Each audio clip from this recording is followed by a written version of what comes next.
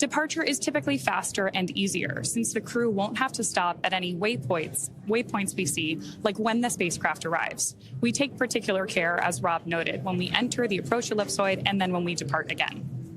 Once the undocking sequence is complete, Dragon will use its Draco thrusters to move away from the station in a series of 4 departure burns, which are carefully choreographed spacecraft maneuvers that increase the distance between the spacecraft and the space station. From there, a phasing burn will place Dragon on a trajectory to align it with that splashdown site.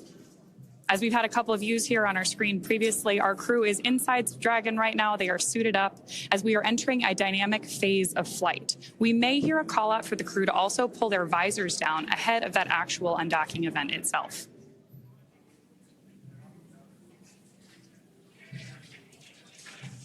So right now we are standing by for that go, no-go call to undock, and then we'll be waiting for the undocking sequence to begin. Once we get that call, it will take less than 5 minutes for Dragon to separate from the International Space Station, which has been its home for the last 6 months. At the planned undock time, SpaceX Mission Control will command the undock sequence start, which begins the automatic undocking process. The first step is for the umbilicals to retract. These umbilicals are electrical connections that connect Dragon systems to the space station, transferring power, telemetry, and commands between the 2 vehicles during Dragon's stay. Once that's complete, Dragon will unlatch itself, just like Rob described, releasing 12 hard capture hooks in 2 separate phases.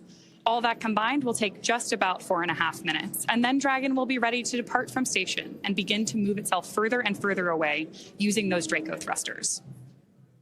Dragon's initial departure from station, like I mentioned before, is a little bit different, and it's also different from other docked vehicles like the Soyuz that rely on springs to push them away from the docking port. Dragon will execute 2 short thruster firings to undock using a combination of 12 Draco thrusters around the base of the spacecraft, with the first burn breaking any stiction between Dragon and the docking port, and the second slowly backing the spacecraft away. We are expecting the call for the end sequence to begin in the next few minutes or so.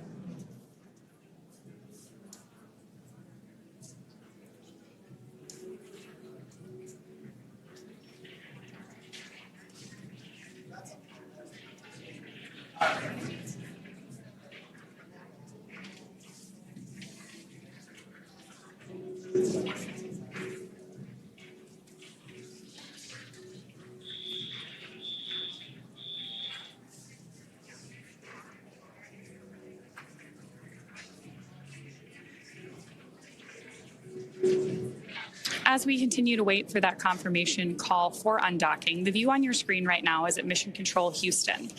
Mission Control in Houston and our facility here in Hawthorne are connected to the International Space Station and the Crew-11 astronauts right now on a communications network known as the Big Loop.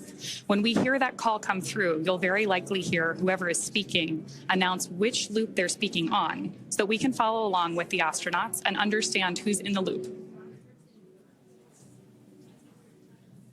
On the right-hand side of your screen now, you've got that view of Mission Control Hawthorne as well.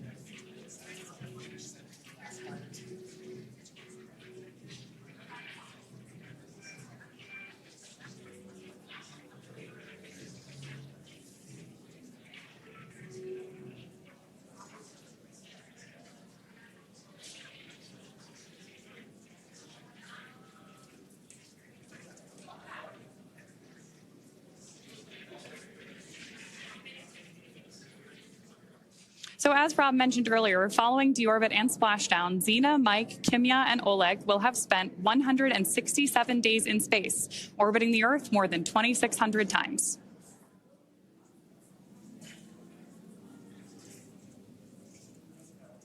Crew-11 saw the arrival of 5 visiting vehicles since their arrival in August, including SpaceX's CRS-33 resupply mission, Progress-93, Northrop Grumman's 23rd resupply mission, JAXA's HTV-X1, and Soyuz MS-28. They also saw the departure of 3 visiting vehicles, including NASA's SpaceX Crew-10, Progress-92, and Soyuz MS-27.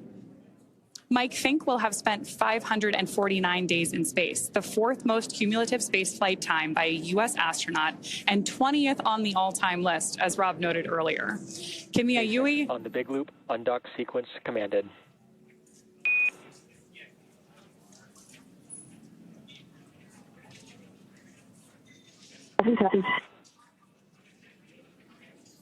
So there we heard the call out from Mission Control that we are go for undock and the receipt of that command from Dragon.